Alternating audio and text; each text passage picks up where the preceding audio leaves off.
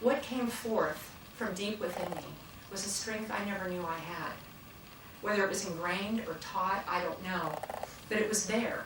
And within days, I had set my course that I would fight.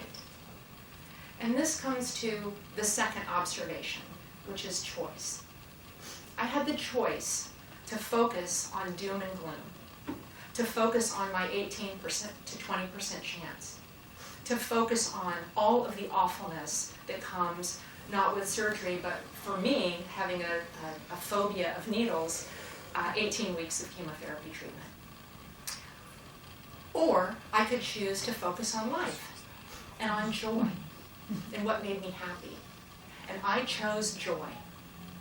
I chose to treat myself wonderfully, to go to the farmer's market and get fresh food and make meals for myself that I had long forgotten how to make because I was so busy popping crap in the microwave oven because of my schedule.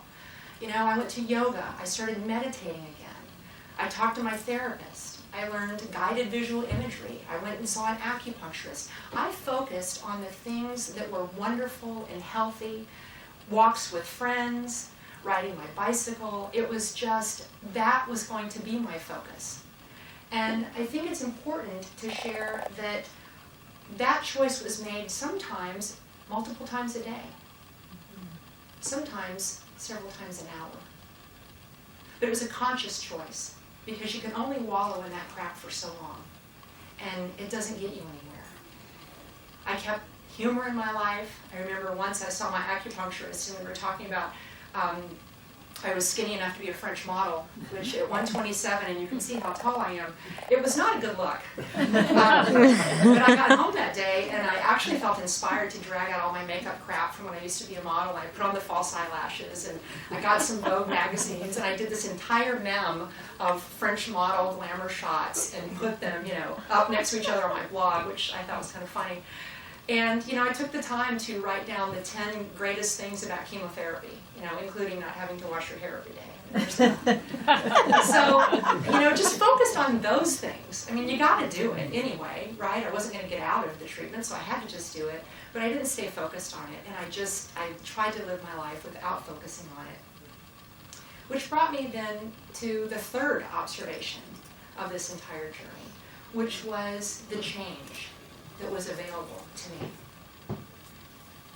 I had done a complete turnaround on how to live my life.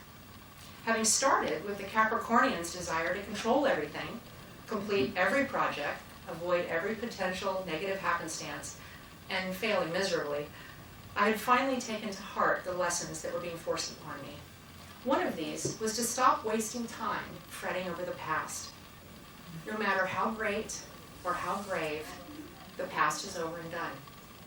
The only possible good that can come from it is to learn from your mistakes in order to avoid repeating them.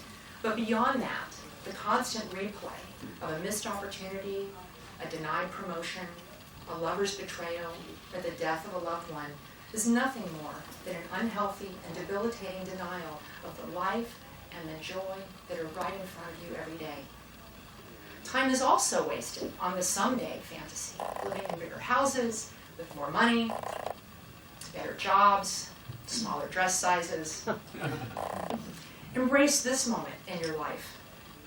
That's not to say if the way you're living isn't serving your best interest that you shouldn't change it.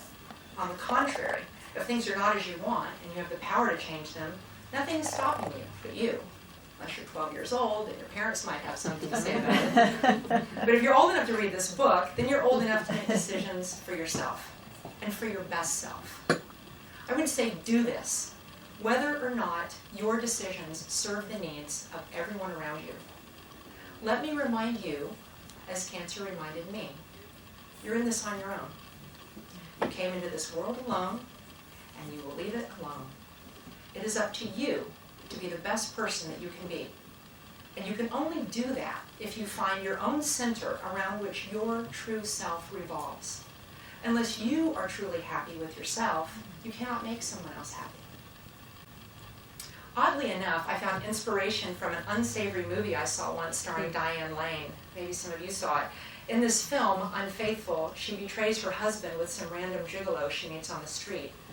At their first meeting, he hands her a book, and he asks her to read a passage that today resounds deeply in my life. It is the words of Omar Khayyam. Be happy for this moment. This moment is your life.